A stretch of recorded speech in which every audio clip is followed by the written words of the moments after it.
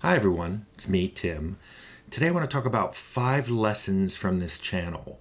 And what I mean by lessons is here's some things you can take away from the now over 700 videos that are on here. I realize a lot of you haven't watched all of them or even read the comments, and there's some really interesting stuff in the comments. But this is stuff I hope you've learned watching what you have watched. And yes, this isn't a channel about the video game industry, but I think there's a little more lessons you can learn that are more about life and not just here's something very specific to making video games in the United States in the southern part of California. So these aren't things that I plan to teach. I didn't have a lesson plan written down when I started. It seemed to be what many of you were getting out of this channel. And again, like I said, especially when I read comments. And so I had a video and then I read the comments to see what people were getting out of the video. So here are 5 lessons in no particular order that seem to sum up what people were getting from this channel. So lesson 1, have a goal or two. I've said that before. I recently did a video about how to make a plan, that you should have career plans. By the way, I originally was going to link to videos, but this video would effectively link to all my videos. So it doesn't. So instead I decided to link to none of them. You can go look these up. So I recently did a video about making career plans, and a lot of the responses was, Tim, I can't possibly do that. The industry is too tumultuous and everything's changing. Well, first of all, everything's always been changing. If you think things are changing now, the technological changes in the 80s and 90s were way past what was happening now. I mean, it was literally a new video card every year that was programmed in an entirely new way that you had to learn. I remember when Super VGA came out and there were programmers at Interplay going, what's bank switching? Why do I have to learn this? That was nothing compared to what was coming down the pipe. You can also say it's too tumultuous. And I agree, things are really tumultuous now. They were really tumultuous in the 80s when I did a video about how the entire American video game console market disappeared. Not laid some people off, not had a rough patch. Every single person making jobs on video game consoles in the United States lost their jobs. I would define that as pretty tumultuous. If I had listened to this advice back in the 80s, I would never have had a game career.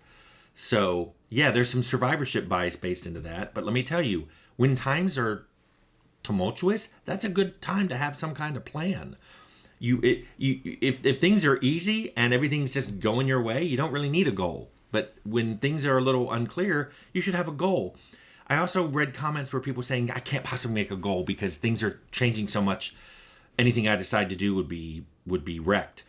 I never said the goals had to be specific. I think it's okay to have a goal like, I want to learn C++, or I just want to learn a new language, a computer language.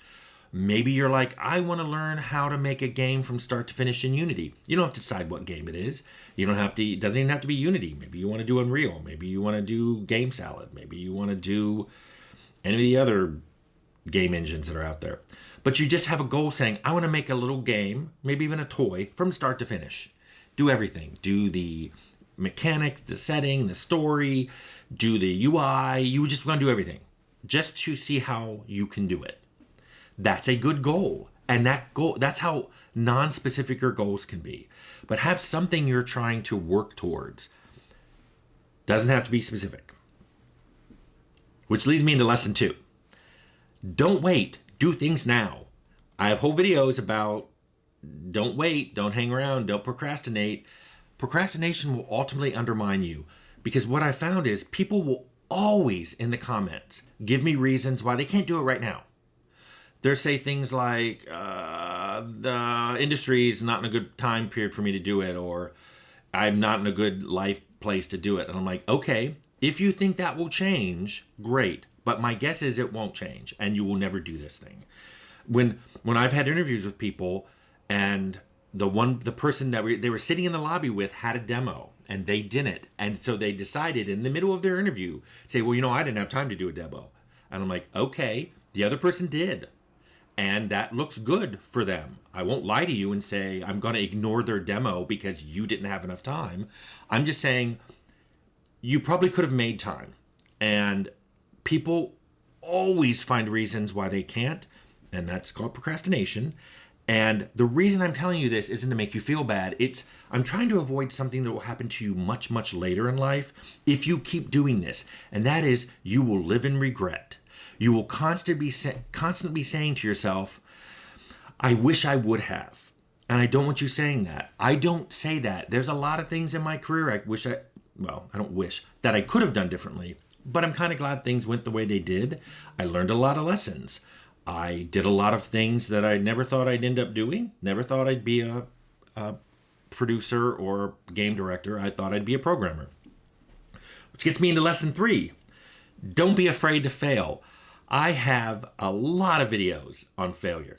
Lessons I've learned from failure, games that didn't review well, games that didn't score well, games that didn't sell well. But I would tell you, I learned more from the failures than the successes. Fallout was a success. I thought I knew what went right on that. Then some things went wrong on Arcanum that I realized we got lucky on Fallout. Then some other things went wrong on Temple, going, whoa, we really got lucky on Fallout. And that helped me going forward, saying, okay, I've got to do some things differently because they just happened to work out in my first game that I was in charge of. They just don't, but they won't always happen to work out. And I think you have to remember things because you won't always understand something until you experience it. I've talked about something, it's called qualia. People talk about qualia, like if you've eaten an apple, you have the qualia of what an apple is like. But until you experience eating an apple, you can read about it, you can have people tell you what it's like, oh, they kind of taste like this, but you don't really know.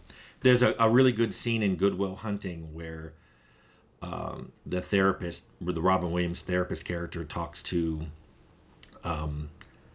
Will Hunting, and says, you're super smart and you've read a lot, but can you tell me what it smells like in the Sistine Chapel? And he's basically trying to tell this kid, you have all this knowledge, but you don't have a lot of experience, and you need the experience too. And you won't know you need the experience until after you've had it and you've had some time to think about it. So just keep that in mind. All the teachers, all the lessons, all the videos in the world, they can't compare with direct experience. So you've got to go out and do stuff. And when you do, you're going to fail at some of them, and you are going to learn a lot from that failure. Just remember that. You have to do these things. You can't hear about them, read about them, watch them. You got to do it. So get out there and do things. And then the 4th lesson, and this is really important and really hard. I have struggled with this one too, but don't care about what other people think. This is a hard lesson to learn. It has become easier for me as I've gotten older, not because I've had successes, because I've had a lot of failures too, but because I've come to realize that most people out there aren't paying you a lick of attention. Most people out there are so wrapped up in themselves, they don't really pay attention to what you're doing, what you're wearing, how you're acting, what you did. And here's the interesting thing. The ones who don't really matter. I read a funny comment somebody put somewhere saying, you don't see highly successful people in comment sections. They're not commenting on what people are doing right or wrong. They're out there doing. So it's an interesting thing because you've heard this before, especially if you're young, where people tell you, look, it's your life. It's not their life. Live the life you want. But here's what's interesting, and I want to remind people of this. Most people told me not to make video games. I had teachers. I had people in my class, especially in grad school.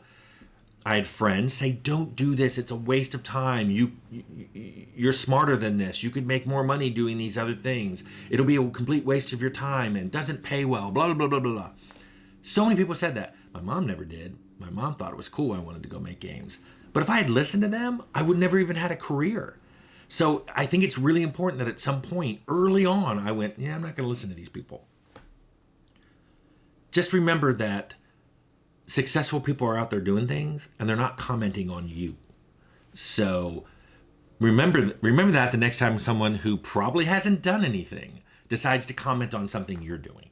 Just listen to them. If there's something you can fix that I didn't notice that, I can fix that. Otherwise, throw it away. And then that leads me to the last thing, which I know you've heard a million times, and I'm going to repeat it here, which is do what you love and love what you do. It's what I did. And I know that sounds like a platitude, and you're like, oh, this is just, everybody says that. That's something that's, sewn onto a divorced woman's throw pillow. But ask yourself this. If you don't want a platitude, just ask yourself this. What would make you happy? What would make you happy right now? And then head in that direction. You don't have to be able to get there today. You don't have to get there tomorrow. You don't even have to even get there in a year. But eventually, if you head in that direction, you should get there. You will get there. The only way to guarantee you won't get there is to go in some other direction. And this is where I think it's crazy that there are people who go, well, I know what will make me happy, but I'm gonna do this for now. And then a year later, like, I'm not happy. Of course you're not. It basically boils down to decide what it is you want. It's your decision. No one's gonna make it for you. And then do whatever it takes, even if it's a little baby step, to head in that direction. You'll be a little happier tomorrow when you do that. And then you can keep going in that direction. Occasionally you're going to get sidetracked. Life likes to throw you curveballs. I know that. But as long as you keep heading in that direction in general, there's a thing out there that will make you happy, and you can get there eventually. So I would say that's the final 5th lesson. I hope this helps. Good luck.